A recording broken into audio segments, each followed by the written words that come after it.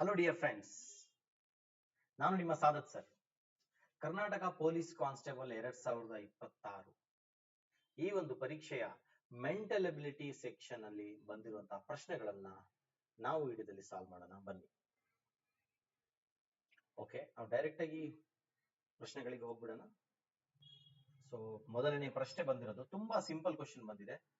ಇದು ಕೊಟ್ಟಿರುವಂತಹ ಪ್ರತಿಯೊಂದು ಆಕೃತಿಯನ್ನು ಒಮ್ಮೆ ಮಾತ್ರ ಬಳಸಿಕೊಂಡು ಕೊಟ್ಟಿರುವ ಆಕೃತಿಗಳನ್ನು 3 ವರ್ಗಗಳಾಗಿ ಗುಂಪಾಗಿ ಮಾಡಿ ಅಂತ. ಸೊ ಬೇಸಿಕಲಿ 3 ಡಿಫರೆಂಟ್ ಸೆಕ್ಷನ್ಸ್ ಮಾಡಿ ಅಂತ ಬಂದಿದೆ.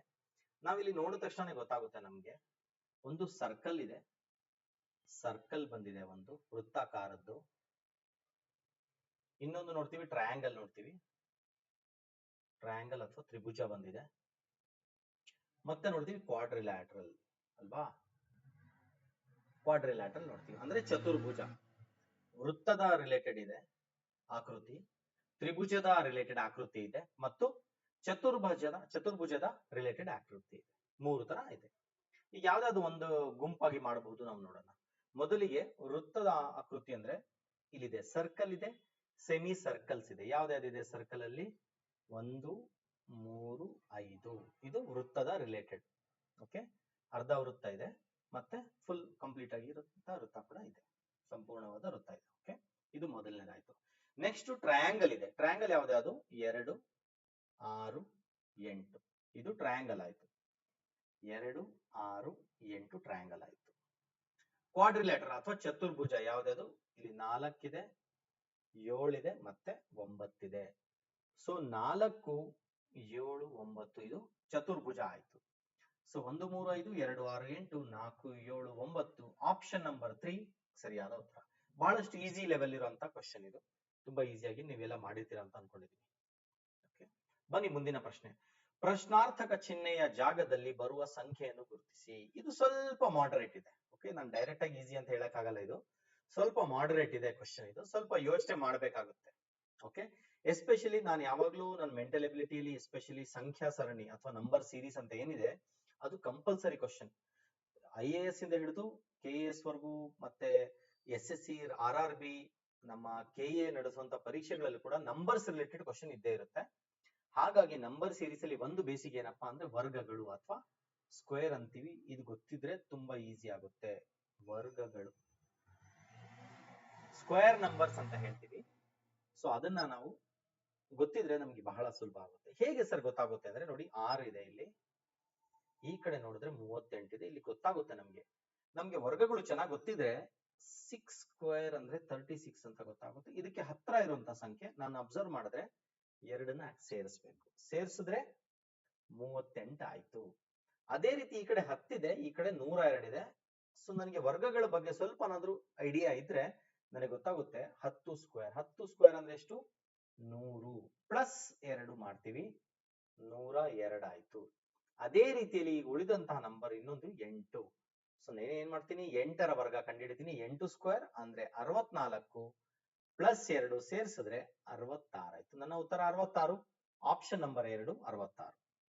ಓಕೆ, ಹಾಗಾಗಿ ಸ್ನೇಹಿತರೆ ವರ್ಗಗಳು, ಘನಗಳು ಅಂದ್ರೆ ಸ್ಕ್ವೇರ್ಸ್, ಕ್ಯೂಬ್ಸ್, ಪ್ರೈಮ್ ನಂಬರ್ಸ್ ತುಂಬಾ ಬೇಸಿಕ್ ಆಗುತ್ತೆ. ಇದನ್ನೆಲ್ಲ ನಮ್ಗೆ ಕಲ್ತ್ಕೊಂಡಿರ್ಬೇಕು. ಓಕೆ, ಬನ್ನಿ.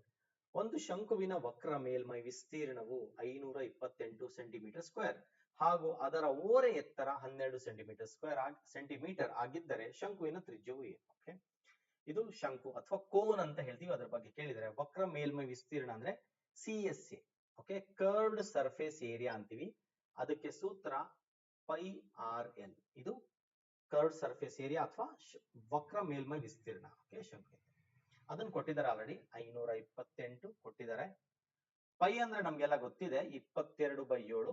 ತಮ್ಗೆಲ್ಲ ಗೊತ್ತಿರ್ಬೋದು ಪೈಗೆ 3.14 ಅಂತಾನು ಯೂಸ್ ಮಾಡ್ತಾರೆ. ಆದ್ರೆ ಅದನ್ನ ಅವಾಯ್ಡ್ ಮಾಡ್ಬೇಕಾದಷ್ಟು, ಯಾಕಂದ್ರೆ ಡೆಸಿಮಲ್ ಬಂದ್ರೆ ಕ್ಯಾಲ್ಕುಲೇಷನ್ ಮಾಡೋದು ಸ್ವಲ್ಪ ಕಷ್ಟ ಆಗುತ್ತೆ. ಸೊ ಡೆಸಿಮಲ್ ನ ಅವಾಯ್ಡ್ ಮಾಡಿ ಯಾವಾಗ್ಲೂ ಮೆಂಟಲ್ ಎಬಿಲಿಟಿಯಲ್ಲಿ. ಓಕೆ, ಇಂಟು R ನಾವು ಕಂಡುಹಿಡಿಬೇಕಾಗಿದೆ ಇವಾಗ. L ಅಂದ್ರೆ ಓರೆ ಎತ್ತರ ಅಥವಾ ಸ್ಲ್ಯಾಂಟ್ ಹೈಟ್ ಅಂತ ಹೇಳ್ತೀವಿ, ಅದನ್ನ ಕೊಟ್ಟಿದ್ದಾರೆ 12. ಸರ್ ಹೇಗೆ ಮಲ್ಟಿಪ್ಲೈ ಮಾಡ್ಬೇಕು? ಯಾವ್ದು ಮಲ್ಟಿಪ್ಲೈ ಮಾಡಬೇಡಿ, ಎಲ್ಲವನ್ನು ಡಿವೈಡ್ ಮಾಡ್ಬೇಕು. ಇನ್ನೊಂದು ನಮ್ಮ ಟ್ರಿಕ್ ಏನಪ್ಪಾ ಅಂದ್ರೆ ನಾವು ಆದಷ್ಟು ಮಲ್ಟಿಪ್ಲಿಕೇಶನ್ ಅಂದ್ರೆ ಗುಣಾಕಾರನ ಅವಾಯ್ಡ್ ಮಾಡಬೇಕು. ಮೆಂಟಲ್ ಎಬಿಲಿಟಿ ಯಾವತ್ತು ಗುಣಾಕಾರನ ಅವಾಯ್ಡ್ ಮಾಡಿ ಆದಷ್ಟು ಭಾಗಾಕಾರ ಮಾಡಕ್ಕೆ ಪ್ರಯತ್ನ ಮಾಡಬೇಕು. ಹೇಗೆ ಮಾಡೋದು ಬನ್ನಿ ನೋಡೋಣ. 6 ಇಲ್ಲೇ ಇರ್ಲಿ, ಮಿಕ್ಕಿದ ಸಂಖ್ಯೆ ಎಲ್ಲ ಆ ಕಡೆ ಹೋಗ್ತವೆ. ಸೊ ಇಲ್ಲಿ 528 ಇದೆ, ಇಲ್ಲಿರುವಂತಹ 7 ಕೆಳಗಡೆ ಇರುವಂತಹ 7 ಈ ಕಡೆ ಹೋದ್ರೆ ಮೇಲ್ಗಡೆ ಹೋಗುತ್ತೆ. ಯಾಕಂದ್ರೆ ಈ ಕಡೆ ಡಿವೈಡೆಡ್ ಬೈ ಇದ್ರೆ ಆ ಕಡೆ ಹೋದಾಗ ಮಲ್ಟಿಪ್ಲೈ ಆಗುತ್ತೆ, ಸೊ ಇದು ಮೇಲ್ಗಡೆ ಹೋಗುತ್ತೆ. ಅದೇ ರೀತಿ ಇಲ್ಲಿರುವಂತಹ ಮೇಲ್ಗಡೆ ಇರುವಂತಹ ಅಂದ್ರೆ ನ್ಯೂಮರೇಟರ್ ಅಲ್ಲಿ ಇರುವಂತದ್ದು ಈ ಕಡೆಗೆ ಬಂದ್ರೆ ಕೆಳಗಡೆ ಬರುತ್ತೆ, ಇಂಟು ಇಲ್ಲೂ ಕೂಡ ಮೇಲ್ಗಡೆ ಇದೆ, ನ್ಯೂಮರೇಟರ್ ಅಲ್ಲಿ ಇದೆ, ಈ ಕಡೆಗೆ ಬಂದ್ರೆ ಡಿನಾಮಿನೇಟರ್ ಗೆ ಬರುತ್ತೆ. Okay, is equal to R. R ಆ ಕಡೆ ರೈಟ್ ಸೈಡ್ ಐತಿ, ಪರವಾಗಿಲ್ಲ. ಈಗ ನೋಡೋಣ ಯಾವ್ದಾದ್ರು ಡಿವೈಡ್ ಮಾಡಬಹುದಾ? ಖಂಡಿತ ಡಿವೈಡ್ ಮಾಡೋದು, ನೋಡಿದ ತಕ್ಷಣ ಗೊತ್ತಾಗುತ್ತೆ. ಇದು 12 4 48. ಓಕೆ, 12 4 48, 52ರಲ್ಲಿ 48 ಹೋದ್ರೆ 4 ಮಿಕ್ತು, ಮತ್ತೆ 8 ಇದೆ ಅಂದ್ರೆ ಮತ್ತೆ 48. ಅಲ್ಲಿಗೆ 12 44 ಮಲ್ಟಿಪ್ಲೈ ಮಾಡಿದ್ರೆ ಸರ್ 12 ನಮಗೆ ಗೊತ್ತಿರ್ಬೇಕಾ ಸರ್? ಬೇಸಿಕ್ ಗೊತ್ತಿರಲೇಬೇಕು ನಮ್ಗೆ. ಓಕೆನಾ, 12 4 48. ಸರ್ ನನಗೆ ಗೊತ್ತಿಲ್ಲ, ಬೇರೆ ಏನ್ ಮಾಡ್ಲಿ? 6ರಿಂದ ಡಿವೈಡ್ ಮಾಡಬಹುದು, 4ರಿಂದ ಡಿವೈಡ್ ಮಾಡಬಹುದು, ಆ ರೀತಿ ಬೇರೆ ಬೇರೆ ಸಂಖ್ಯೆಗಳಿಂದ ಅಥವಾ 2ರಿಂದ ಡಿವೈಡ್ ಮಾಡಬಹುದು. ಬಟ್ ಅದರಿಂದ ತುಂಬಾ ಟೈಮ್ ವೇಸ್ಟ್ ಆಗ್ಬಿಡುತ್ತೆ ಎಕ್ಸಾಮ್ಸ್ ಅಲ್ಲಿ. ಹಾಗಾಗಿ ನಾವು ಈ ತರದ ಕೆಲವು ಬೇಸಿಕ್ ಥಿಂಗ್ಸ್ ನ ತಿಳ್ಕೊಂಡಿದ್ರೆ ಫಾಸ್ಟ್ ಆಗಿ ಮಾಡಬಹುದು ಎಕ್ಸಾಮ್ ಅಲ್ಲಿ. ಓಕೆ, 44 ಆಯ್ತು. ಇಲ್ಲಿ ಕೆಳಗಡೆ ನೋಡಿದ್ರೆ ಡಿನಾಮಿನೇಟರ್ ಅಲ್ಲಿ 22 ಇದೆ. ಬಹಳ ಸುಲಭ ನಮ್ಗೆ. 22 1 22 2 ಹಾಗೆ ಹೋಯ್ತು. ಮಿಕ್ಕಿದೇನು? 2 × 7 14, ಅಂದ್ರೆ R is equal to 14. ಸರಿಯಾದ ಉತ್ತರ ಆಪ್ಷನ್ 4. ಓಕೆ, ತ್ರಿಜ್ಯ, ಶಂಕುವಿನ ತ್ರಿಜ್ಯ 14 ಸೆಂಟಿಮೀಟರ್. ಬನ್ನಿ ಮುಂದಿನ ಪ್ರಶ್ನೆ ನೋಡೋಣ. ಎಲ್ ಎಂದರೆ ಪ್ಲಸ್, ಎಂ ಅಂದರೆ ಮೈನಸ್ ಮತ್ತು ಎನ್ ಎಂದರೆ ಮೈನಸ್ ಎಂದಾದರೆ 1L N 9M 9N 1 ಅಂತ ಕೊಟ್ಟಿದ್ದಾರೆ. ತುಂಬಾ ಸುಲಭ. ನೀವು ಎಕ್ಸಾಮ್ ಅಲ್ಲಿ ಏನು ಫುಲ್ ಬರ್ಕೊಳಕ್ ಹೋಗ್ಬೇಡಿ, ನಾನು ಇಲ್ಲಿ ಮಾತ್ರ ಬರಿತಾ ಇದ್ದೀನಿ ಅಷ್ಟೇ. ನೀವು ಎಕ್ಸಾಮ್ ಅಲ್ಲಿ ಟೈಮ್ ಸೇವ್ ಮಾಡಬೇಕು. ಸದ್ಯಕ್ಕೆ ನಿಮಗೆ ಅರ್ಥ ಆಗ್ಲಿ ಅಂತ ನಾನು ಡೀಟೇಲ್ ಆಗಿ ಬರೀತೀನಿ. 1L 9M 9N 1. Okay, so 1 ಹಾಗೆ ಬರ್ಕೊಳೋದು, 1 ಹಾಗೆ ಬರ್ಕೊಂತೀನಿ. ಎಲ್ ಅಂದ್ರೆ ಏನು? ಪ್ಲಸ್, ಮತ್ತೆ 9 ಹಾಗೆ ಬರ್ಕೊಂಡು. ಎಂ ಅಂದ್ರೆ ಮೈನಸ್, ಮತ್ತೆ 9 ಇದೆ. ಎನ್ ಅಂದ್ರೆ ಕೂಡ ಮೈನಸ್ 1 ಇದೆ. ಇಲ್ಲಿ ನೋಡಿದ ತಕ್ಷಣ ಗೊತ್ತಾಗುತ್ತೆ ಫ್ರೆಂಡ್ಸ್. +9 -9 ಕ್ಯಾನ್ಸಲ್ ಆಯ್ತು, +1 -1 ಕ್ಯಾನ್ಸಲ್ ಆಯ್ತು. ಆನ್ಸರ್ 0, ಆಪ್ಷನ್ ಸಂಖ್ಯೆ 2. ಓಕೆ, ತುಂಬಾ ಈಸಿ ಕ್ವಶನ್ ಇದು. ಇದನ್ನ ನಾವು ಮ್ಯಾಥಮೆಟಿಕಲ್ ಕೋಡಿಂಗ್ ಅಂತೀವಿ ಅಥವಾ ಸಬ್ಸ್ಟಿಟ್ಯೂಷನ್ ಕೋಡಿಂಗ್ ಅಂತೀವಿ. ಕೋಡಿಂಗ್ ಡಿಕೋಡಿಂಗ್ ಅಲ್ಲಿ ಇದು ಒಂದು ರೀತಿಯ ವಿಧ. ಅಂದ್ರೆ ಅಕ್ಷರದ ಬದಲು ಯಾವ್ದಾದ್ರು ಸಿಂಬಲ್ ಕೊಡೋದು, ಆ ತರದ್ ಮಾಡ್ತಾರೆ. ಓಕೆ, ತುಂಬಾ ಸುಲಭ ಇದೆ ಇದು ಕೂಡ. ಬನ್ನಿ ಇನ್ನೊಂದು ನನ್ನ ಫೇವರಿಟ್, ಕ್ಯೂಬ್ಸ್ ಅಂಡ್ ಡೈಸ್. ತುಂಬಾ ಚೆನ್ನಾಗಿ ಕೊಟ್ಟಿದ್ದಾರೆ ಪ್ರಶ್ನೆನ, ಈಸಿಯಾಗಿ ಕೂಡ ಇದೆ. ಇದು ಕೂಡ ಈಸಿ ಲೆವೆಲ್. ಪ್ರೀವಿಯಸ್ ಕ್ವಶನ್ ಕೂಡ ಈಸಿ ಲೆವೆಲ್. ಸರ್ ಹೇಗೆ ಮಾಡೋದು ಕ್ಯೂಬ್ಸ್ ಅಂಡ್ ಡೈಸ್? ತುಂಬಾ ಸಿಂಪಲ್. ಆಲ್ಟರ್ನೇಟ್ ಫೇಸಸ್ ಆಪೋಸಿಟ್ ಅಷ್ಟೇ. ಅಂದ್ರೆ ಇಲ್ಲಿ ನೋಡಿ, ಮೈನಸ್ ಗೆ ಆಪೋಸಿಟ್ ಡಿವೈಡೆಡ್ ಬೈ. ಇಲ್ಲಿ ಬರೀತೀನಿ, ಮೈನಸ್ ಗೆ ಆಪೋಸಿಟ್ ಯಾವ್ದಪ್ಪ ಅಂದ್ರೆ ಡಿವೈಡೆಡ್ ಬೈ. ಇಂಟು ಸೈನ್ ಇದೆ, ಮಲ್ಟಿಪ್ಲಿಕೇಶನ್. ಇದಕ್ಕೆ ಆಪೋಸಿಟ್ ಯಾವುದು? ಆಸ್ಟರಿಸ್ಕ್. ಆಲ್ಟರ್ನೇಟ್, ಒಂದ್ ಬಿಟ್ಟು ಒಂದು ಮನೆ ಬಿಟ್ಟು ಒಂದ್ ಮನೆ ಅಷ್ಟೇ, ಸಿಂಪಲ್. ಒಂದ್ ಮನೆ ಬಿಟ್ಟು ಒಂದ್ ಮನೆ ಹೋಗ್ಬೇಕಷ್ಟೇ. ಓಕೆ, ಅಟ್ ದ ರೇಟ್ ಅಂತಾನು ಕರಿತೀವಿ, ಆಸ್ಟರಿಸ್ಕ್ ಅಂತಾನು ಕರಿತೀವಿ. ಮಿಕ್ಕಿದ ಯಾವ್ದು ಜೋಡಿ? ಇಲ್ಲಿ ಪ್ಲಸ್ ಇದೆ, ಇಲ್ಲಿ ಹ್ಯಾಶ್ ಇದೆ. ಸೊ ಪ್ಲಸ್ ಗೆ ಆಪೋಸಿಟ್ ಹ್ಯಾಶ್ ಅಥವಾ ಆಸ್ಟರಿಸ್ಕ್ ಅಂತ ಕರಿತೀವಿ, ಹ್ಯಾಶ್ ಟ್ಯಾಗ್ ಅಂತ ಕರಿತೀವಿ. Okay, hash. Fine. So minus ಗೆ ಆಪೋಸಿಟ್ ಡಿವೈಡೆಡ್ ಬೈ, ಇಂಟು ಗೆ ಆಪೋಸಿಟ್ ಆಸ್ಟರಿಸ್ಕ್, ಪ್ಲಸ್ ಗೆ ಆಪೋಸಿಟ್ ಹ್ಯಾಶ್. ಫೈನ್. ಇವಾಗ ಒಂದು ರೂಲ್ ಇದೆ, ನೀವು ನನ್ನ ವಿಡಿಯೋಸ್ ನೋಡಿದ್ರೆ ಗೊತ್ತಾಗುತ್ತೆ. Opposite faces cannot be together ಅಂತ ನಾನು ಹೇಳ್ತೀನಿ ಯಾವಾಗ್ಲೂ. Opposite faces cannot be together. ಓಕೆನಾ? ಏನಿದ್ರ ಅರ್ಥ? ಆಪೋಸಿಟ್, ಒಂದಕ್ಕೊಂದು ಆಪೋಸಿಟ್ ಇರುವಂತಹ ಫೇಸಸ್ ಯಾವುದೇ ಕಾರಣಕ್ಕೂ ಜೊತೆಲಿ ಬರಕ್ ಸಾಧ್ಯ ಇಲ್ಲ. ಫಾರ್ ಎಕ್ಸಾಂಪಲ್ ಏನ್ ಹಾಗಂದ್ರೆ, ನನ್ನ ಕೈ ನೋಡ್ತಾ ಇದ್ದೀರಾ ಇವಾಗ ನೀವು ಈ ಕಡೆ ನೋಡಿದ್ರೆ ಈ ಕಡೆ ಫೇಸ್ ನ ನೀವು ನೋಡಕ್ ಆಗೋದಿಲ್ಲ, ಅಥವಾ ಈ ಕಡೆ ಇರುವಂತ ಕೈ ನೋಡಿದ್ರೆ ಈ ಕಡೆ ಏನಿದೆ ಅಂತ ನೀವು ನೋಡಕ್ ಆಗಲ್ಲ. ಇದರ ಅರ್ಥ ಸಿಂಪಲ್, ಏನಪ್ಪಾ ಅಂದ್ರೆ ಆನ್ಸರ್ ಆಪ್ಷನ್ ಅಲ್ಲಿ ಬರುವಂತಹ ಫಿಗರ್ ಆಪೋಸಿಟ್ ಇರುವಂತಹ ಚಿಹ್ನೆಗಳು ಒಟ್ಟಿಗೆ ನಮ್ಗೆ ಒಂದೇ ಚಿತ್ರದಲ್ಲಿ ಕಾಣೋದಿಲ್ಲ. ಇನ್ನೊಂದ್ಸಲ ಹೇಳ್ತೀನಿ, ಕೇಳಿಸ್ಕೊಳ್ಳಿ. ಆಪೋಸಿಟ್ ಇರುವಂತಹ ಫೇಸಸ್ಗಳು, ಮುಖಗಳು ಒಟ್ಟಿಗೆ ಒಂದೇ ಚಿತ್ರದಲ್ಲಿ ಕಾಣಕ್ಕೆ ಸಾಧ್ಯನೇ ಇಲ್ಲ. ಓಕೆ, ಸೊ ಬನ್ನಿ ಮೊದಲನೇ ಚಿತ್ರ ನೋಡೋಣ. ಇಲ್ಲಿ ಇಂಟು ಇದೆ, ಅಟ್ ಇದೆ, ಪ್ಲಸ್ ಇದೆ. ಇಲ್ಲಿ ನೋಡಿ, ಇಂಟುಗೆ ಅಟ್ ಅನ್ನೋದು ಆಲ್ರೆಡಿ ಆಪೋಸಿಟ್. ಆಪೋಸಿಟ್ ಇರೋದು ಜೊತೆಲಿ ಕಾಣಿಸಕ್ಕೆ ಸಾಧ್ಯ ಇದೆಯಾ? ಇದು ಇದರ ಅರ್ಥ ಪಕ್ಕದಲ್ಲಿ ಇದೆ ಅಂತ ಚಾನ್ಸ್ ಇಲ್ಲ. ಇದು ಆಪೋಸಿಟ್ ಇರೋದು, ಸೊ ಇದು ತಪ್ಪಾದ ಉತ್ತರ ಆಗೋದಿಲ್ಲ. ಇದು ಆಪ್ಷನ್ 2. ಮೈನಸ್ ಇದೆ, ಡಿವೈಡೆಡ್ ಬೈ ಇಂಟು ಇದೆ. ಮೈನಸ್ ಗೆ ಆಪೋಸಿಟ್ ಡಿವೈಡೆಡ್ ಬೈ ಆಲ್ರೆಡಿ ಕೊಟ್ಟಿದ್ದಾರೆ, ಅದು ಕೂಡ ಆಗಕ್ ಸಾಧ್ಯನೇ ಇಲ್ಲ. ಯಾಕಂದ್ರೆ ಇವೆರಡು ಆಪೋಸಿಟ್ ಫೇಸಸ್. 4ನೇ ಆಪ್ಷನ್ ನೋಡಿದ್ರೆ ನಾನು ಹ್ಯಾಶ್ ಪ್ಲಸ್ ಮೈನಸ್. ಇಲ್ಲಿ ನೋಡಿ, ಹ್ಯಾಶ್ ಮತ್ತೆ ಪ್ಲಸ್ ಆಪೋಸಿಟ್ ಅಂತ ಆಲ್ರೆಡಿ ಇದೆ, ಇದು ಕೂಡ ಆಗಕ್ ಚಾನ್ಸೇ ಇಲ್ಲ. ಸೊ ಸರಿಯಾದ ಉತ್ತರ 3 ಡೈರೆಕ್ಟ್ ಆಗಿ ನೀವು ಟಿಕ್ ಮಾಡಬಹುದು. ಬೇಕಿದ್ರೆ ಇನ್ನೊಂದ್ಸಲ ವೆರಿಫೈ ಮಾಡ್ಕೊಳ್ಳೋಣ. ಮೈನಸ್ ಪ್ಲಸ್ ಇಂಟು, ಇಲ್ಲಿ ನೋಡಿ ಮೈನಸ್ ಪ್ಲಸ್ ಇಂಟು ಇದು ಯಾವುದೇ ಕಾರಣಕ್ಕೂ ಒಂದಕ್ಕೊಂದು ತದ್ವಿರುದ್ಧ ಇಲ್ಲ. ಅಂದ್ರೆ ಈ ಒಂದು ತದ್ವಿರುದ್ಧ ಇಲ್ಲ ಅಂದ್ರೆ ಪಕ್ಕದಲ್ಲಿ ಇದಾವೆ ಅಂತ ಅರ್ಥ. ಸೊ ಪಕ್ಕದಲ್ಲಿ ಇರೋದ್ರಿಂದ ಇಲ್ಲಿ ಒಂದೇ ಕಡೆ ನಮಗೆ ಕಾಣಿಸ್ಬೋದು, ಪಕ್ಕದ ಕಾಣಿಸ್ಬೋದು, ನನಗೆ ಪಕ್ಕದ ಕಾಣಿಸ್ಬೋದು, ಇದಕ್ ಪಕ್ಕ ಇದು ಕಾಣಿಸ್ಬೋದು, ಇದು ಹಿಂದೆ ಇರೋದು ಕಾಣಿಸೋದಿಲ್ಲ ಯಾವತ್ತು. ಹಾಗಾಗಿ ಆಪ್ಷನ್ 3 ಸರಿಯಾದ ಉತ್ತರ. ಬನ್ನಿ, ಡೇಟಾ ಇಂಟರ್ಪ್ರಿಟೇಷನ್ ರಿಲೇಟೆಡ್ ಕ್ವಶನ್ಸ್. ನನ್ನ ಆನ್ಲೈನ್ ಸೆಷನ್ಸ್ ಅಲ್ಲಿ ನಾನು ಮಾಡಿರೋ ತರಗತಿಯಲ್ಲಿ ಹೇಳಿದ್ದೆ ಇದನ್ನ ಯೂಟ್ಯೂಬ್ ಅಲ್ಲಿ ಡೇಟಾ ಇಂಟರ್ಪ್ರಿಟೇಷನ್ ಕ್ವಶನ್ ಒಂದು ಬರಬಹುದು ಅಂತ, ಹಾಗೆ ಬಂದಿದೆ ಕೂಡ. ತುಂಬಾ ಸಿಂಪಲ್ ಕ್ವಶನ್ ಕೇಳಿದ್ದಾರೆ. ಇದನ್ನು ಕೂಡ ಹೇಳಿದೆ, ಪರ್ಸೆಂಟೇಜ್ ಚೇಂಜ್ ಬಗ್ಗೆ ಕ್ವಶನ್ ಕೇಳಬಹುದು ಅಂತ. ಓಕೆ ಸ್ನೇಹಿತರೆ, ಇನ್ನೊಂದು ಮಾತು, ಯಾವುದೇ ಕಾರಣಕ್ಕೂ ನಾನು ಯಾವುದೇ ತರಗತಿಯಲ್ಲಿ ಕ್ಲೈಮ್ ಮಾಡೋದಿಲ್ಲ ನಾನು ಹೇಳಿದ್ದೆ ಬರುತ್ತೆ ಅಂತ. ಇದು ನನ್ನ ಒಂದು ಅಭಿಪ್ರಾಯ. ಯಾಕಂದ್ರೆ ನಾವು ಆಸ್ ಎ ಫ್ಯಾಕಲ್ಟಿ ನಾವೇನ್ ಮಾಡ್ತೀವಿ, ಸಮ್ ಟೈಮ್ಸ್ 100% ಅಂತ ಹೇಳ್ಬಿಡ್ತೀವಿ ಕಾನ್ಫಿಡೆನ್ಸ್ ಅಲ್ಲಿ. ಓಕೆ, ಬಟ್ ನಾನು ಹೇಳೋದೇನಪ್ಪಾ, ನ್ಯಾಚುರಲ್ ಆಗಿ ಪ್ರಾಕ್ಟಿಕಲ್ ಆಗಿರ್ಬೇಕು. ನಾವು ಹಿಂದಿನ ಪರೀಕ್ಷೆಗಳಲ್ಲಿ ಬಂದಿರುವಂತ ಪ್ರಶ್ನೆಗಳನ್ನ ಅಬ್ಸರ್ವ್ ಮಾಡಿದಾಗ ಅದೇ ಪ್ಯಾಟರ್ನ್ ಅಲ್ಲಿ 100% ಬರಬಹುದು ಅಂತ ನಾವು ಹೇಳ್ಬೋದಷ್ಟೇ ಹೊರತು ನಾವು ಯಾವುದೇ ಕಾರಣಕ್ಕೂ ಕ್ಲೈಮ್ ಮಾಡೋದಿಲ್ಲ. ಓಕೆ, ಸೊ ಇದನ್ನ ನಾವು ಗೆಸ್ ಮಾಡಿದ್ವಿ ಬರಬಹುದು ಈ ತರ ಪ್ರಶ್ನೆ ಅಂತ, ಬಂದಿದೆ ಕೂಡ. ಪರ್ಸೆಂಟೇಜ್ ಚೇಂಜ್ ಏನಿದು, ಲೇಟೆಸ್ಟ್ ವ್ಯಾಲ್ಯೂ ಅಂದ್ರೆ ಈಗ ಏನು ಲೇಟೆಸ್ಟ್ ಇಯರ್ ಕೊಟ್ಟಿದ್ರೆ ಅದರ ವ್ಯಾಲ್ಯೂ ಮೈನಸ್ ಪ್ರೀವಿಯಸ್ ವ್ಯಾಲ್ಯೂ ಮತ್ತೆ ಹಿಂದಿನ ವ್ಯಾಲ್ಯೂ, ಹಿಂದಿನ ಮೌಲ್ಯ ಡಿವೈಡೆಡ್ ಬೈ ಹಿಂದಿನ ಮೌಲ್ಯ ಅಥವಾ ಪಿ ವಿ ಅಂದ್ರೆ ಪ್ರೀವಿಯಸ್ ವ್ಯಾಲ್ಯೂ ಅಂತ ಹೇಳ್ತೀವಿ. ತುಂಬಾ ಇಂಪಾರ್ಟೆಂಟ್ ಸ್ನೇಹಿತರೆ ಇದು.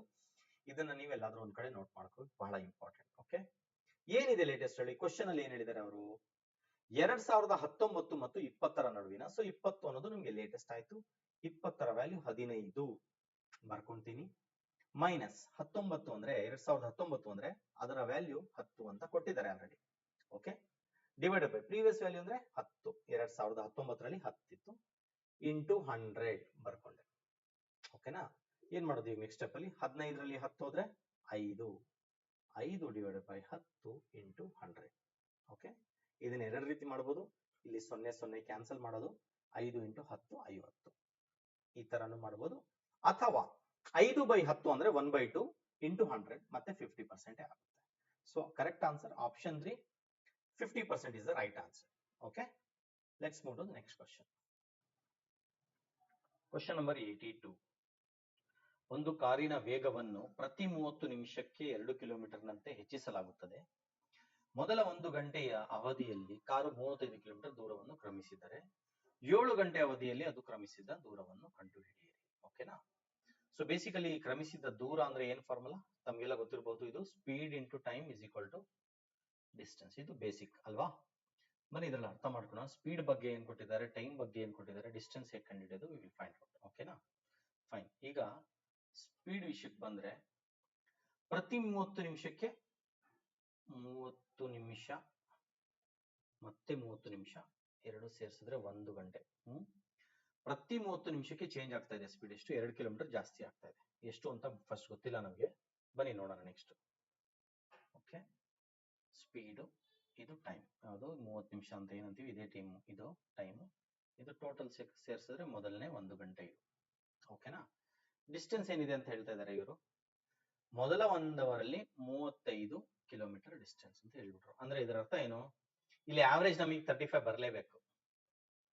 ಯಾಕೆ ಹೇಳಿ, ಮೊದಲ ಅರ್ಧ ಗಂಟೆ ಮತ್ತೆ ನೆಕ್ಸ್ಟ್ ಅರ್ಧ ಗಂಟೆ ಆವರೇಜ್ 35 ಬರಲೇಬೇಕು. ಯಾಕೆ 35 ಇಂಟು 1 35, ಆವರೇಜ್ 35 ಬರಬೇಕು.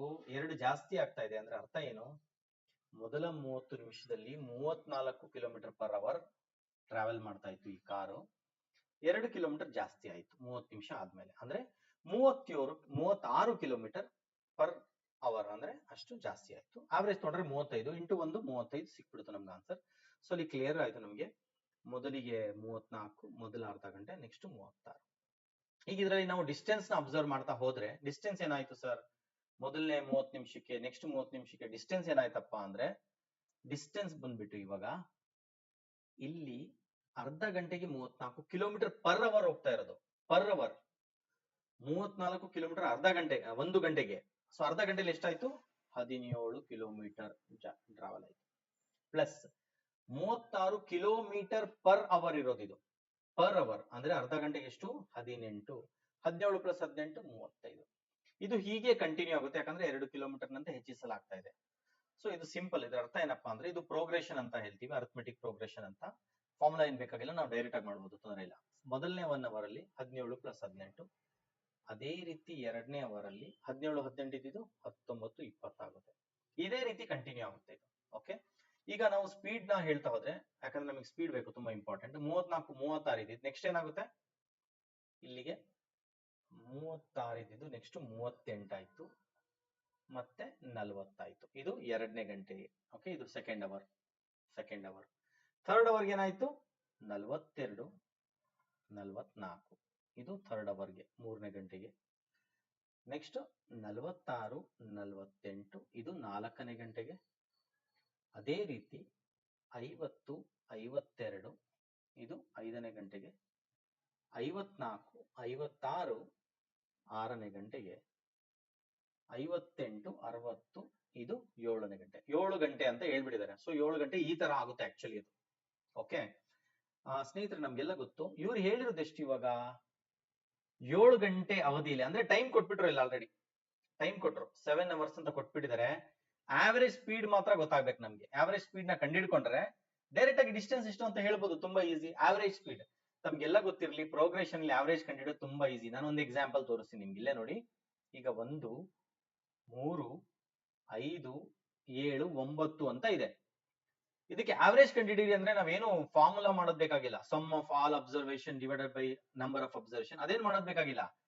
ಈ ಕಡೆದ 2 ಹೋಯ್ತು, ಈ ಕಡೆದ 2 ಹೋಯ್ತು, ಮಧ್ಯದಲ್ಲಿ ಇರೋದೇ ಆವರೇಜ್ ಅಷ್ಟೇ, ಸಿಂಪಲ್. ಓಕೆ, ಇದು ಈವನ್ ನಂಬರ್ಸ್ ಇದ್ರೆ, ಸಾರಿ ಆಡ್ ನಂಬರ್ಸ್ ಇದ್ರೆ. ಈವನ್ ನಂಬರ್ ಇದ್ರೆ ಏನಾಯ್ತು, ಫಾರ್ ಎಕ್ಸಾಂಪಲ್ 1 3 5 7 9 11 ಅಂತ ಇದ್ಬಿಡ್ತಿದ್ರೆ, ಈ ಕಡೆದ್ 3 ಈ ಕಡೆದ್ 3 ತೆಗೆದ್ರೆ ಚಾನ್ಸ್ ಇಲ್ಲ. ಸೊ ಈ ಕಡೆದ್ 2 ಈ ಕಡೆದ್ 2 ತಗೊಂತಾ ಇದ್ವಿ.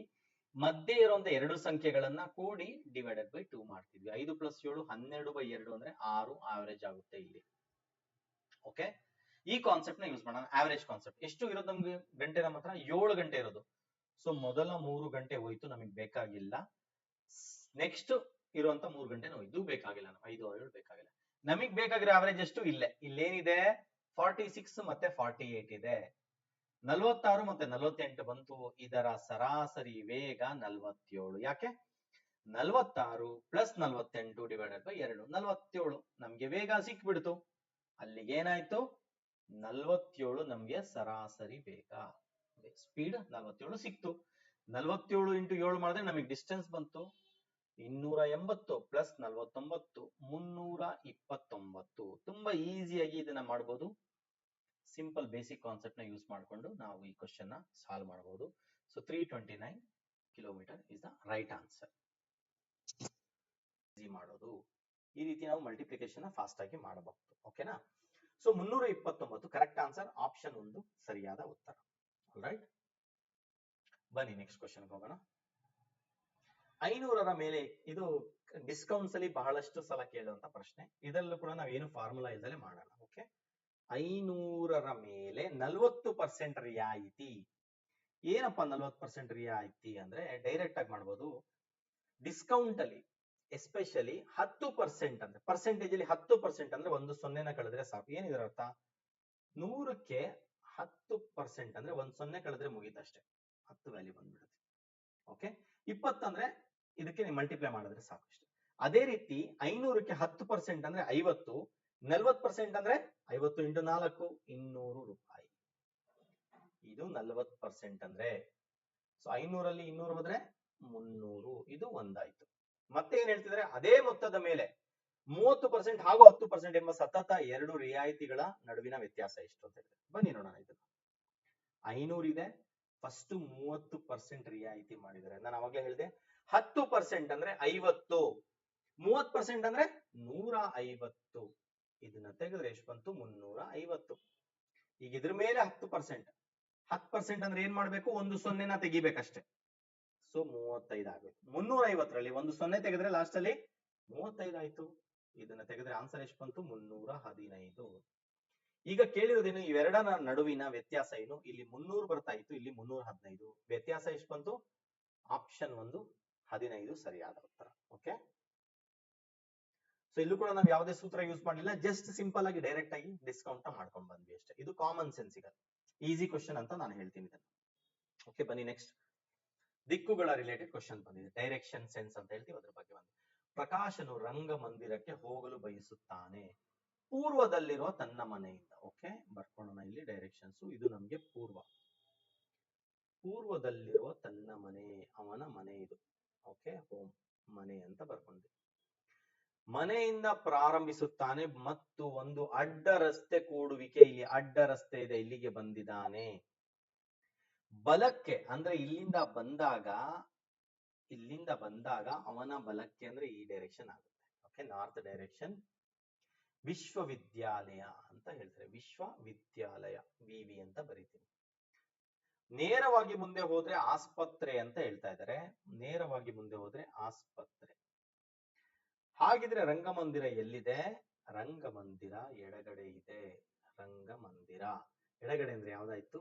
ದಕ್ಷಿಣ ನಮ್ಮ ಆನ್ಸರ್ ಆಯ್ತು. ಓಕೆ, ಬನ್ನಿ ನೆಕ್ಸ್ಟ್ ಹೋಗೋಣ. 85 ಕ್ವಶನ್ ನಂಬರ್ 85. ಕೆಳಗಿನ ಪದಗಳನ್ನು ಪದಕೋಶ ಅಥವಾ ಡಿಕ್ಷನರಿ ಕ್ರಮದಲ್ಲಿ ಬರೆದಾಗ 3ನೇ ಸ್ಥಾನದಲ್ಲಿ ಬರುವ ಪದವನ್ನು. ಇದು ಬಹಳ ಸುಲಭ ಕ್ವಶನ್ ಇದೆ, ತುಂಬಾ ಏನು ನಾವು ತಲೆ ಕೆಡಿಸ್ಕೊಳ್ಬೇಕಾಗಿಲ್ಲ, ಈಸಿ ಲೆವೆಲ್ ಇದು ಕೂಡ. ಫಸ್ಟ್ ಅಬ್ಸರ್ವ್ ಮಾಡೋಣ. ಸಿ ಅಂತೂ ಎಲ್ಲ ಕಡೆ ಇದೆ. ಫಸ್ಟ್ ಲೆಟರ್ ಸಿ ಇದೆ, ಆಗೋಯ್ತು. ಸೆಕೆಂಡ್ ಲೆಟರ್ ನೋಡೋಣ, ಎ ಎಲ್ಲೆಲ್ಲಿದೆ? ಡಿ ಮತ್ತೆ ಬಿ ಯಲ್ಲಿದೆ, ಇವೆರಡು ಬರಬಹುದು ಫಸ್ಟ್ ಅಲ್ಲಿ. ಈಗ ಎರಡನೇ ಲೆಟರ್ ಆಯ್ತು, ಮೂರನೇ ಲೆಟರ್ ಇಲ್ಲಿ ಯು ಇದೆ, ಇಲ್ಲಿ ಎಸ್ ಇದೆ. ಸೊ ಹಾಗಾಗಿ ಡಿ ಫಸ್ಟ್ ಬರುತ್ತೆ, ಇದು ಮೊದಲನೇದು ಆಯ್ತಾ. ಇದು ಎರಡನೇದು, ಕಾವೇರಿ ಎರಡನೇದು. ಈಗ ಮೂರನೇದಕ್ಕೆ ಸಿಒಎನ್ ಎಲ್ಲ ಕಡೆ. CONT 4 ಅಕ್ಷರನೂ ಸೇಮ್ ಇದೆ, ಬಟ್ ಇದರಲ್ಲಿ CONTI ಇದೆ. 4 5ನೇ ಅಕ್ಷರಕ್ಕೆ ಬಂದಾಗ ಇದರಲ್ಲಿ ಇದೆ, ಇದು 3ನೇ ಅಕ್ಷರ. ಯಾವ್ದು ಹೇಳಿದ್ರೆ ಕ್ವಶನ್ ನಮಗೆ 3ನೇ ಸ್ಥಾನದಲ್ಲಿ ಬರುವ ಪದ continues, option number 3 correct answer. Okay, ಬಹಳ ಸುಲಭ ಇತ್ತು ಇದು, ಈಸಿ ಕ್ವಶನ್. ಬನ್ನಿ, Venn diagrams syllogism question. Syllogism ಬಹಳ ಇಂಟ್ರೆಸ್ಟಿಂಗ್, ಬಟ್ ಅದು ಕ್ವಶನ್ಸ್ ನಾವು ಓದ್ಬೇಕಾದ್ರೆ ಕನ್ಫ್ಯೂಷನ್ ಆಗುತ್ತೆ ಬಹಳ ಸಲ. ಓಕೆ, ಬನ್ನಿ ನೋಡೋಣ. ಇದನ್ನ ವೆನ್ ಡಯಾಗ್ರಾಮ್ ಬರ್ಕೊಂಡು ಮಾಡಿದ್ರೆ ಈಸಿ ಆಗುತ್ತೆ. ಕೆಲವರು ಗಣಿತದಲ್ಲಿ ದುರ್ಬಲರಾಗಿರ್ತಾರೆ, ಗಣಿತದಲ್ಲಿ ದುರ್ಬಲರಾಗಿರುವವರೆಲ್ಲರೂ ಸಂಗೀತಗಾರರು. ಇದು ನಮ್ಗೆ ಕ್ಯಾಚ್ ಇಲ್ಲಿ ಸೆಕೆಂಡ್ ಪಾಯಿಂಟ್ ಇದೆ, ಇದು ತುಂಬಾ ಈಸಿ ಕ್ಯಾಚ್ ಇದು. ಇದನ್ನ ಹೇಗ್ ಬರ್ಕೊಳೋದು? ಈ ತರ ಕೊಟ್ಟಾಗ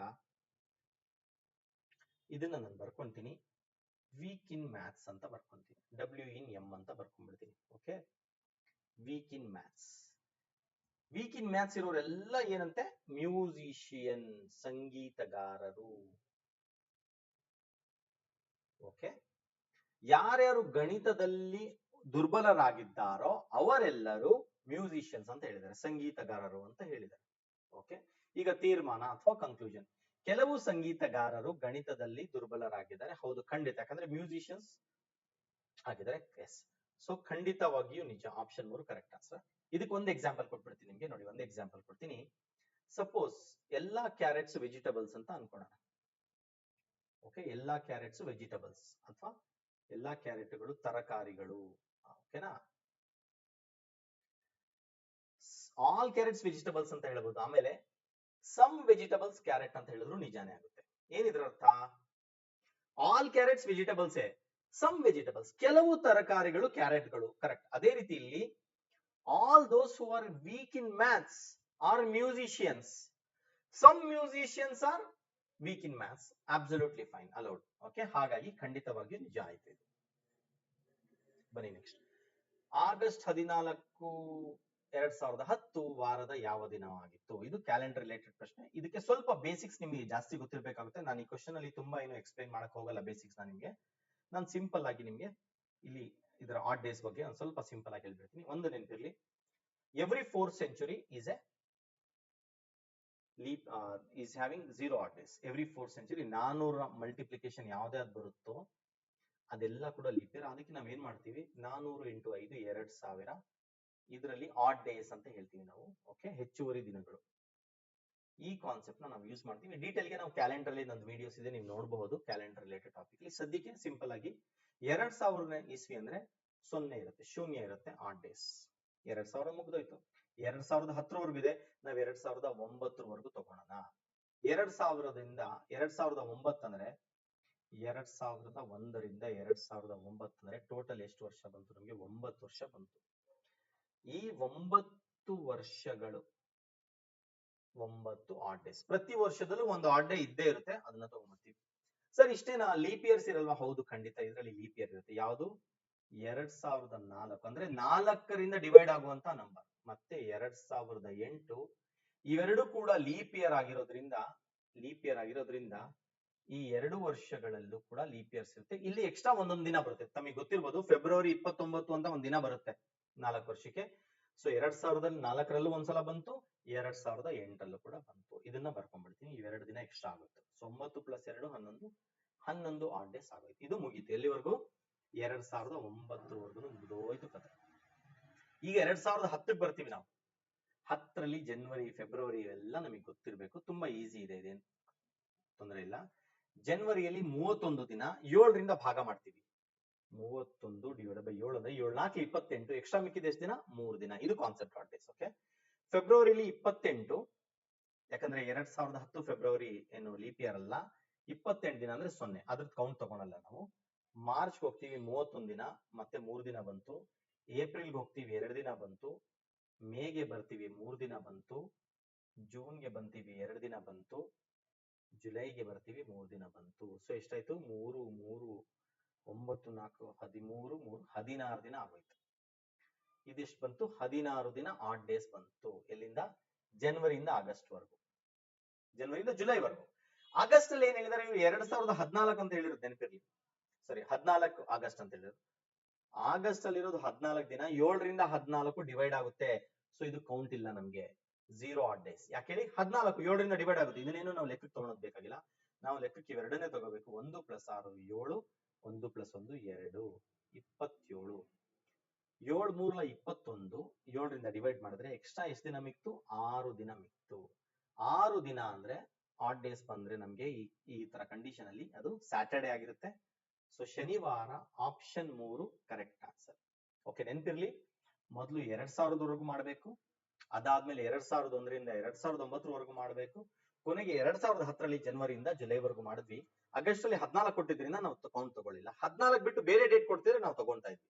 okay fine. I hope easy ಇದೆ ಅನ್ಕೊಂತೀನಿ. ಇನ್ನ ನೀವು ಡೀಟೇಲ್ ಕಲಿಬೇಕು, ಇಷ್ಟಲ್ಲೇ ಗೊತ್ತಾಗುತ್ತೆ ಅಂತ ನಾನು ಹೇಳಲ್ಲ. ಕ್ಯಾಲೆಂಡರ್ ವಿಡಿಯೋನ ನೀವು ಫುಲ್ ಬೇಸಿಕ್ ಇಂದ ನೋಡಿದ್ರೆ ಗೊತ್ತಾಗುತ್ತೆ. Fine, let's move. ಮತ್ತೆ ಇನ್ನೊಂದು ಸೂಪರ್ ಇಂಟ್ರೆಸ್ಟಿಂಗ್ ಕ್ವಶನ್ ಕೊಟ್ಟಿದ್ದಾರೆ. ಸರ್ ಯಾವ level sir? Definitely next level question, ಅರ್ಥ ಮಾಡ್ಕೋಬೇಕು. ಓಕೆ, ನೆಕ್ಸ್ಟ್ ಲೆವೆಲ್ ಅಲ್ಲಿ ಇದೆ ಕ್ವಶನ್, ಇದು ಅರ್ಥ ಮಾಡ್ಕೋಬೇಕು. ಡೈರೆಕ್ಟ್ ಆಗಿ ಆನ್ಸರ್ ಮಾಡೋದು ಸ್ವಲ್ಪ ಕನ್ಫ್ಯೂಷನ್ ಆಗೋ ಚಾನ್ಸಸ್ ಇದೆ. ಓಕೆ ಬನ್ನಿ, ಏನಿದ್ದಾರೆ? ಸ್ಥಳೀಯ ರೈಲುಗಳು 12 km/h ವೇಗದಲ್ಲಿ 20 ನಿಮಿಷಗಳ ಅಂತರದಲ್ಲಿ ನಿಲ್ದಾಣದಿಂದ ಹೊರಡುತ್ತವೆ. ಎದುರಿನಿಂದ ಚಲಿಸುವ ವ್ಯಕ್ತಿಯು 12 ನಿಮಿಷಗಳ ಅಂತರದಲ್ಲಿ ರೈಲುಗಳನ್ನು ಭೇಟಿಯಾಗ್ತಾನೆ. ಹಾಗಾದರೆ ಆ ಮನುಷ್ಯನ ವೇಗವು ಎಷ್ಟು? ಬನ್ನಿ, ಇದು ಮತ್ತೆ ಸ್ಪೀಡ್, ಟೈಮ್ ಅಂಡ್ ಡಿಸ್ಟೆನ್ಸ್ ಮತ್ತೆ ಟ್ರೈನ್ಸ್ ಕಾನ್ಸೆಪ್ಟ್ ಇದೆ. ನಾವು ಕಾನ್ಸೆಪ್ಟ್ ಹೋಗಿ ಫಾರ್ಮುಲಾ ಹೋದ್ರೆ ಕನ್ಫ್ಯೂಷನ್ ಆಗೋದು ಗ್ಯಾರಂಟಿ. ನಾವು ಹಾಗಾಗಿ ಕಾಮನ್ ಸೆನ್ಸಿಕಲಿ ಜಾಸ್ತಿ ಹೋಗೋಣ. ನಾವೇನು ಫಾರ್ಮುಲಾ ಯೂಸ್ ಮಾಡ್ದಲೆ ಈ ಪ್ರಶ್ನೆನ ಸಾಲ್ವ್ ಮಾಡೋದಕ್ಕೆ ಪ್ರಯತ್ನ ಪಡೋಣ. ಓಕೆನಾ? ಯಾವುದೇ ಸೂತ್ರವಿಲ್ಲದೆ ಪ್ರಯತ್ನ ಮಾಡಬಹುದಾ? ಖಂಡಿತವಾಗ್ಲೂ ಮಾಡಬಹುದು. ಓಕೆ, ಸೊ ಆ ಒಂದು ಪ್ರಯತ್ನ ನಾವಿವಾಗ ಮಾಡೋಣ. ಬನ್ನಿ, ಈಗ ಫಸ್ಟ್ ಕಂಡೀಷನ್ ಏನ್ ಕೊಟ್ಟಿದ್ದಾರೆ ಅವರು? ಟ್ರೈನ್ ಇದೆ ಇಲ್ಲಿ. ಓಕೆ, ಒಂದು ಟ್ರೈನ್ ಇದೆ, ಇದು ಟ್ರೈನ್. ಇಲ್ಲಿ ಒಬ್ಬ ಮನುಷ್ಯ ಇದ್ದಾನೆ. ಓಕೆ, ಈ ಮನುಷ್ಯ ಇದ್ದಾನೆ. ಆ ಟ್ರೈನ್ 20 ನಿಮಿಷಗಳ ಒಂದಾದ್ಮೇಲೆ 20 ನಿಮಿಷಗಳ ಅಂತರದಲ್ಲಿ ನಿಲ್ದಾಣದಿಂದ ಹೊರಡ್ತೇವೆ ಅಂದ್ರೆ ಇದ್ರ ಅರ್ಥ ಏನು? ಆ ಮನುಷ್ಯನ್ಗೆ ಕ್ರಾಸ್ ಮಾಡಕ್ಕೆ ಈ ಟ್ರೈನ್ಗೆ 20 ನಿಮಿಷ ಟೈಮ್ ಬೇಕಾಗುತ್ತೆ. ಯಾಕೆ? ಒಂದಾದ್ಮೇಲಿಂದ ಒಂದು ಹೊರಡ್ತೇವೆ ಅಂದ್ರೆ ಅರ್ಥ 20 ನಿಮಿಷ ಟೈಮ್ ಬೇಕು ಒಂದು ಟ್ರೈನ್ ಒಬ್ಬ ಮನುಷ್ಯನ ಕ್ರಾಸ್ ಮಾಡಕ್ಕೆ. ಆ 20 ನಿಮಿಷ ಇಲ್ಲಿ ಹೊರಡೋದ್ರಿಂದ ಮತ್ತೆ ನೆಕ್ಸ್ಟ್ ಟ್ರೈನ್. ಈಗ ಏನ್ ಹೇಳ್ತಿದ್ದಾನೆ? ಎದುರಿನಿಂದ ಚಲಿಸುವ ವ್ಯಕ್ತಿಯು ಅವನು ವಾಕ್ ಮಾಡಕ್ ಸ್ಟಾರ್ಟ್ ಮಾಡ್ತಾನೆ, 12 ನಿಮಿಷದ ಅಂತರದಲ್ಲೇ ಭೇಟಿ ಆಗ್ಬಿಡ್ತಾನೆ. 20 ನಿಮಿಷ ಆಗುತ್ತೆ ಟೋಟಲ್, ಇಲ್ಲಿಂದ ಇಲ್ಲಿಗೆ 20 ನಿಮಿಷ. ಅವನೇನ್ ಮಾಡ್ತಾ ಇದ್ದಾನೆ? 12 ನಿಮಿಷ ಆದ ತಕ್ಷಣ ಮೀಟ್ ಮಾಡ್ಬಿಡ್ತಾ ಇದ್ದಾನೆ. ಓಕೆ, 12 ನಿಮಿಷದ ಅಂತರದಲ್ಲೇ ಭೇಟಿ ಆಗ್ತಾ ಇದ್ದಾನೆ. 12 ನಿಮಿಷ ಆಗಿತ್ತು, ಟ್ರೈನ್ ಸಿಕ್ಬಿಡ್ತು. 12 ನಿಮಿಷದಲ್ಲಿ ಸಿಕ್ಬಿಡ್ತು. ಟೋಟಲ್ ಟೈಮ್ ಎಷ್ಟಾಯ್ತು? 12 ನಿಮಿಷದಲ್ಲಿ ಸಿಕ್ತು. 12 ಮಿನಿಟ್ಸ್ ಅಲ್ಲೇ ಮೀಟ್ ಮಾಡ್ಬಿಟ್ಟ ಅಂತ ಹೇಳ್ತಾರೆ. ಓಕೆ, ಈಗ ಟೋಟಲ್ ಟೈಮ್ ಬೇಕಿರೋದು 20 ಮಿನಿಟ್ಸ್. ಬಟ್ ಅವ್ನು ಮೀಟ್ ಮಾಡಿದ್ದು ಎಷ್ಟು ನಿಮಿಷದಲ್ಲಿ? 20 ಮಿನಿಟ್ಸ್ ಅಲ್ಲ, 12 ಮಿನಿಟ್ಸ್ ಅಲ್ಲೇ ಮೀಟ್ ಮಾಡ್ಬಿಟ್ಟ. ಸೊ ಇದನ್ನ ನಾವೇನ್ ಬರ್ಕೊಂತೀವಿ ಇವಾಗ ಕಾನ್ಸೆಪ್ಟ್? ಇದನ್ನ ನಾವು ಸ್ಪೀಡ್ ಅಲ್ಲಿ ಒಂದು ಕಾನ್ಸೆಪ್ಟ್ ಇದೆ, ಟೈಮ್ ಮತ್ತೆ ಸ್ಪೀಡ್ ರೇಷಿಯೋ ಅಂತ ಹೇಳ್ತೀವಿ. Time ratio, speed ratio. Okay, speed ratio. ಬನ್ನಿ ಇದನ್ನ ಅರ್ಥ ಮಾಡ್ಕೊಳ್ಳೋಣ. 20 ನಿಮಿಷ ಆಗುತ್ತೆ, ಅದು ಕರೆಕ್ಟ್ ಆಯ್ತು. ಅವನು 12 ನಿಮಿಷ ನಡೆದಿದ್ದಾನೆ. ಓಕೆ, ಈಗ ಟ್ರೈನ್ ಮತ್ತೆ ಮ್ಯಾನ್ ಅರ್ಥ ಮಾಡ್ಕೊಳ್ಳಿ, ಇದೊಂದು ಟ್ರೈನ್ ಮತ್ತೆ ಮ್ಯಾನ್. ಅವನು ಎಷ್ಟು ನಿಮಿಷ ತಗೊಂಡ? 12 ನಿಮಿಷ ತಗೊಂಡ. ಹಂಗಿದ್ರೆ 20 ನಿಮಿಷ ಆಗೋ ಟೈಮಲ್ಲಿ ಟ್ರೈನ್ ಎಷ್ಟು ನಿಮಿಷ ತಗೊಂಡು? 8 ನಿಮಿಷ ಟ್ರೈನ್ ತಗೊಂಡಿದೆ ಅರ್ಥ. ಓಕೆ, ತುಂಬಾ ಸಿಂಪಲ್ ಕಾನ್ಸೆಪ್ಟ್ ಇದೆ, ಅರ್ಥ ಮಾಡ್ಕೊಳ್ಳಿ. ಬೇಕು ಅಂತ ಟ್ವಿಸ್ಟೆಡ್ ಮಾಡಿ ಕೊಟ್ಟಿದ್ದಾರೆ, ನಾವು ಅರ್ಥ ಮಾಡ್ಕೊಂಡ್ರೆ ಕಾನ್ಸೆಪ್ಟ್ ಈಸಿ. 20 ನಿಮಿಷ ಟೋಟಲ್ ಟೈಮ್ ಬೇಕೇ ಬೇಕು ಒಂದು ಟ್ರೈನ್ ಆ ಮನುಷ್ಯನ ಕ್ರಾಸ್ ಮಾಡಕ್ಕೆ. ಓಕೆ, ಯಾಕಂದ್ರೆ ಒಂದಾದ್ಮೇಲೆ ಒಂದು ಟ್ರೈನ್ ಬರ್ತಾ ಇದಾವೆ. ಆ ಮನುಷ್ಯ 12 ನಿಮಿಷದ ಅಂತರದಲ್ಲಿ ಒಂದು ಟ್ರೈನ್ ಭೇಟಿ ಮಾಡೇ ಬಿಡ್ತಾನೆ. ಅಲ್ಲಿಗೆ 12 ನಿಮಿಷದಲ್ಲಿ ಬಂದ ಅಂದ್ರೆ ಟ್ರೈನ್ ಮತ್ತೆ ಎಷ್ಟು ನಿಮಿಷದಲ್ಲಿ ಬರುತ್ತೆ? 8 ನಿಮಿಷದಲ್ಲಿ ಅದು ಬಂದಿದೆ. ಡಿಫ್ರೆನ್ಸ್ ನೋಡ್ಕೊಳ್ಳಿ, ಮನುಷ್ಯ ತಗೊಂಡಿದ್ದ ಟೈಮ್ 12 ನಿಮಿಷ, ಹಾಗಿದ್ರೆ ಟ್ರೈನ್ ಎಷ್ಟು ನಿಮಿಷ ತಗೊಂಡು? 8 ನಿಮಿಷ. 20ರಲ್ಲಿ 12 ಹೋದ್ರೆ 8. ಓಕೆ, ಇಷ್ಟೇ ಆನ್ಸರ್. ಇವಾಗ ಸಿಕ್ಬಿಡ್ತು ನಿಮ್ಗೆ. ಗೊತ್ತಿರ್ಲಿ, ನಾವು ಸ್ಪೀಡ್, ಟೈಮ್ ಅಂಡ್ ಡಿಸ್ಟೆನ್ಸ್ ನ ಬೇಸಿಕಲಿ ಡಿಸ್ಕಸ್ ಮಾಡಿರ್ತೀವಿ, ನಾನು ವಿಡಿಯೋದಲ್ಲಿ ಇದೆ ನೋಡಿ ಬೇಕಿದ್ರೆ. ಟೈಮ್ ಎಷ್ಟು ತಗೊಳುತ್ತೋ ಸ್ಪೀಡ್ ಅದರ ಉಲ್ಟಾ ಆಗುತ್ತೆ ರೇಷಿಯೋ. ಇದರ ಅರ್ಥ ಏನಪ್ಪಾ ಅಂದ್ರೆ, ನಾನು 100 ಕಿಲೋಮೀಟರ್ ಡಿಸ್ಟೆನ್ಸ್ ನ 200 ಕಿಲೋಮೀಟರ್ ವೇಗದಲ್ಲಿ ಹೋದ್ರೆ ಅರ್ಧ ಗಂಟೆ ಸಾಕು ನನಗೆ. ಅದೇ 100 ಕಿಲೋಮೀಟರ್ ವೇಗವನ್ನ 50 ಕಿಲೋಮೀಟರ್ ಹೋದ್ರೆ, ನಾನು 50 ಕಿಲೋಮೀಟರ್ ಸ್ಪೀಡ್ ಅಲ್ಲಿ ಹೋದ್ರೆ 2 ಗಂಟೆ ಬೇಕು, ಉಲ್ಟಾ ಬೇಕಾಗುತ್ತೆ ಟೈಮ್ ಜಾಸ್ತಿ. ಟೈಮ್ ರೇಷಿಯೋ ಏನಿರುತ್ತೋ, ಸಿಂಪಲ್ ಆಗಿ ಹೇಳ್ಬೇಕಂದ್ರೆ ಸಮಯದ ರೇಷಿಯೋ ಅಂದ್ರೆ ಅನುಪಾತ ಏನಿರುತ್ತೋ ವೇಗದ ಅನುಪಾತ ಅದರ ಉಲ್ಟಾ ಇರುತ್ತೆ, ರಿವರ್ಸ್ ಇರುತ್ತೆ ಅಷ್ಟೇ. ಏನಿದ್ರ ಅರ್ಥ? ಇಲ್ಲಿ time taken by train 8 minutes, time taken by man 12 minutes ಇದ್ರೆ ಸ್ಪೀಡ್ ಉಲ್ಟಾ ಆಗುತ್ತೆ. Speed of the train 12 kilometres per hour and speed of the man 8 kilometres per hour ಆಗುತ್ತೆ. Simple concept. ಓಕೆ, ಈಗ ನಮ್ಗೆ ಕ್ವಶನ್ ಅಲ್ಲಿ ಅವರೇ ಕೊಟ್ಬಿಟ್ಟಿದ್ದಾರೆ 12 ಕಿಲೋಮೀಟರ್ ಪರ್ ಅವರ್. ನಾವು ಡೈರೆಕ್ಟ್ ಆಗಿ ಆನ್ಸರ್ ಬರೀಬಹುದು, ಯಾವುದೇ ಕ್ಯಾಲ್ಕುಲೇಷನ್ ಏನು ಬೇಕಾಗಿಲ್ಲ ನಮ್ಗೆ. ಡೈರೆಕ್ಟ್ ಆನ್ಸರ್ ಸಿಕ್ತು ನಮ್ಗೆ 8 ಕಿಲೋಮೀಟರ್ ಪರ್ ಅವರ್ ಅಷ್ಟೇ. Okay, 8 kilometre per hour direct answer without using any formula. I am sure ಬಹಳಷ್ಟು ಬಾರಿ ನಾವು ಸ್ಪೀಡ್, ಟೈಮ್ ಅಂಡ್ ಡಿಸ್ಟೆನ್ಸ್ ಅಥವಾ ಟ್ರೈನ್ ಅಂದ ತಕ್ಷಣ ಫಾರ್ಮುಲಾ ಬಗ್ಗೆ ತುಂಬಾ ಯೋಚನೆ ಮಾಡ್ತೀವಿ. ಈ ಪ್ರಶ್ನೆಯಲ್ಲಿ ಆಕ್ಚುಲಿ ತುಂಬಾ ಟ್ರಿಕ್ಕಿಯಾಗಿ, ತುಂಬಾ ಬ್ಯೂಟಿಫುಲ್ ಆಗಿ ಈ ಪ್ರಶ್ನೆನ ಅವರು ಮಾಡಿದ್ದಾರೆ, ಫ್ರೇಮ್ ಮಾಡಿದ್ದಾರೆ. ನಾವು ಕೇರ್ಫುಲ್ ಆಗಿ ಅಬ್ಸರ್ವ್ ಮಾಡಿದ್ರೆ ಯಾವುದೇ ಸೂತ್ರವಿಲ್ಲದೆ ಕೇವಲ ಬೇಸಿಕ್ ಗೊತ್ತಿದ್ರೆ ಸಾಕು, ಸ್ಪೀಡ್ ಮತ್ತೆ ಟೈಮ್ ನ ರೇಷಿಯೋ ಅದ್ರ ಮೂಲಕ ನಾವು ಸಾಲ್ವ್ ಮಾಡಬಹುದು. So 8 kilometre per hour without doing any calculation, any complex calculation and any formula. Okay, ದಯವಿಟ್ಟು ಇದ್ರ ಬಗ್ಗೆ ನೀವು ಕಮೆಂಟ್ ಮಾಡಿ ತಮ್ಗೆ ಇಷ್ಟ ಆಗಿದ್ರೆ. Alright, fine. ಬನ್ನಿ next question 89. Very easy, I can say this is very easy question.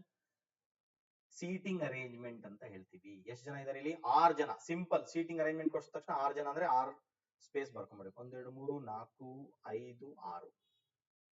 Y ಮತ್ತು 6 ಮಧ್ಯದಲ್ಲಿದ್ದಾರೆ. ಎಲ್ಲಿ ಬೇಕಿದ್ರು ಬರ್ಕೋಬಹುದು, ಮಧ್ಯದಲ್ಲಿ ಅಂದ್ರೆ ಮಧ್ಯದಲ್ಲಿ, ಒಟ್ಟಲ್ಲಿ ಆ ಕಡೆನ ಈ ಕಡೆನ ಬರ್ಕೋಬಹುದು, ತೊಂದರೆ ಇಲ್ಲ. ಕ್ಯೂ ಅಂಡ್ ಬಿ ಕೊನೆಯಲ್ಲಿದ್ದಾರೆ. ಕ್ಯೂ ಇಲ್ಲಿ ಬರ್ಕೊಂಡೆ, ಬಿ ಇಲ್ಲಿ ಬರ್ಕೊಂಡೆ ನಾನು. ಓಕೆ, ಈಗ ನೋಡಿ ಇಲ್ಲಿದೆ ಟ್ರಿಕ್. ಇವಾಗ ಪಿ ಯು ಕ್ಯೂ ನ ಎಡಭಾಗದಲ್ಲಿ ಕುಳಿತಿದ್ದಾನೆ. ಕ್ಯೂ ನ ಎಡಭಾಗ ಏನಾದ್ರು ಇದೆಯಾ ನೋಡಿ, ಇದನ್ನ ಅಸ್ಯೂಮ್ ಮಾಡ್ತಿರೋದು ಏನಪ್ಪಾ ಅಂದ್ರೆ, ನಾನು ಈ ಕಡೆ ಫೇಸ್ ಮಾಡ್ತಾ ಇದ್ದಾರೆ ಅಂತ ಅಸ್ಯೂಮ್ ಮಾಡ್ತಾ ಇದ್ದೀನಿ. ಓಕೆ, ಈ ಕಡೆ ಫೇಸ್ ಮಾಡ್ತಾ ಇದ್ದಾರೆ. ಇದು ಲೆಫ್ಟ್ ಸೈಡ್ ಆಗುತ್ತೆ, ಇದು ರೈಟ್ ಸೈಡ್ ಆಗುತ್ತೆ ಇವರಿಗೆ. ಆಲ್ ರೈಟ್, ಇದು ತುಂಬಾ ಇಂಪಾರ್ಟೆಂಟ್. ಲೆಫ್ಟ್ ಯಾವ್ದು ರೈಟ್ ಯಾವ್ದು ಗೊತ್ತಿರಬೇಕು. ಈಗ ಪಿ ಯು ಕ್ಯೂ ನ ಎಡಭಾಗ, ಕ್ಯೂನೇ ಕೂತ್ಕೊಂಡಿರೋದು ಲಾಸ್ಟ್ ಅಲ್ಲಿ, ಎಡಭಾಗ ಇನ್ನೆಲ್ಲಿ ಬರುತ್ತೆ? ಸೊ ನಾನು ಬರ್ಕೊಂಡಿದ್ದು ತಪ್ಪು ಅಂತ.